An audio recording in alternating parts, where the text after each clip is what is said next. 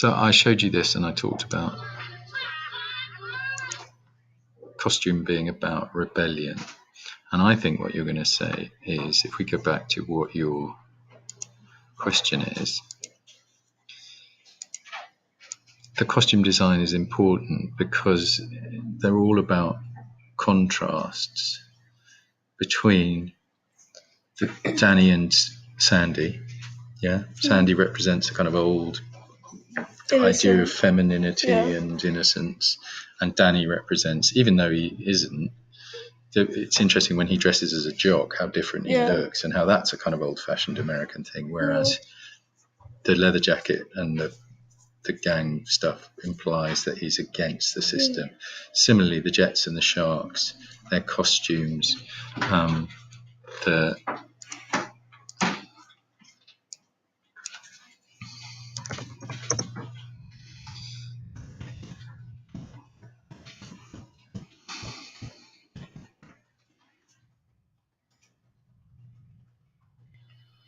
so what you've got is, I mean, there's much more colour in the, whatever they're called, can't remember who the Jets are and who the Sharks are.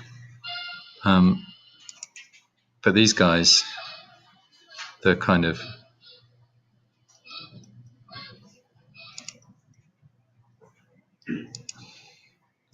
the costumes mark them out as young and different, although I wonder how much distinction there is between them. Just having a look. See, I don't know, it's research, so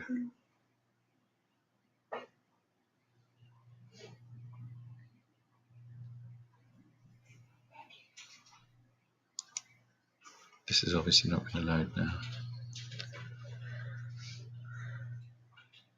Well, there's definitely a difference in the, you know, here when they meet at the dance, they're dressing up. Oh, this is really annoying. I can't go through it. Think about the costumes. Think about how they represent the establishment.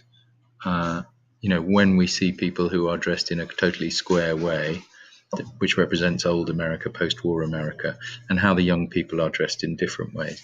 And in Hairspray, it's slightly different because I think I feel like everyone's dressed the same in Hairspray. But she is very, because she's a kind of groundbreaker.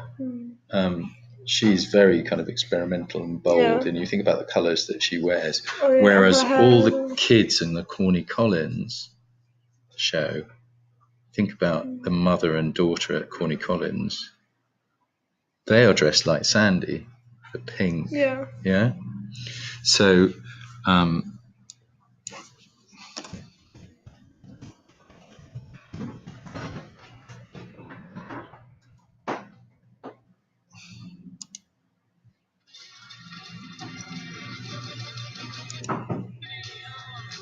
yeah.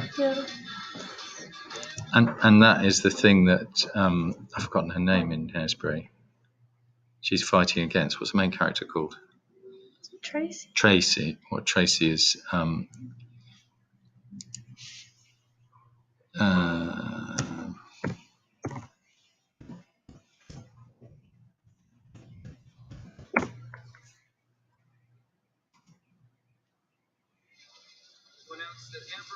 is that at the very end? So you see what I mean? And also her mother, you know, I mean, she wears the craziest gear. So I think there's a message there. I think that's where you're going. But as I say, nice dress. You need to get your, that's not you.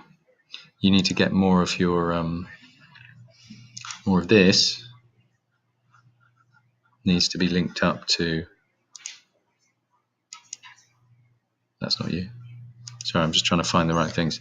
But you know what I mean. You need to get your annotated catalogue. All of that stuff, that research needs to go in here.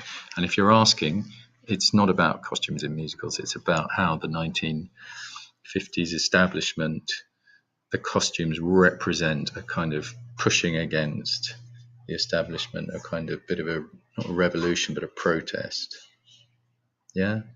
They're all angry in it. Danny doesn't like being treated in the way that he's treated because he's a member of a gang.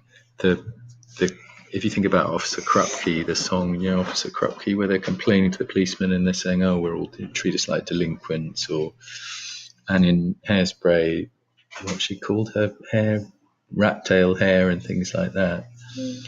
It's all about a sort of challenge to their individuality, and the costumes represent that. Okay. The end. Okay. Thanks. Get on with it. Okay. You need to spend some time on it.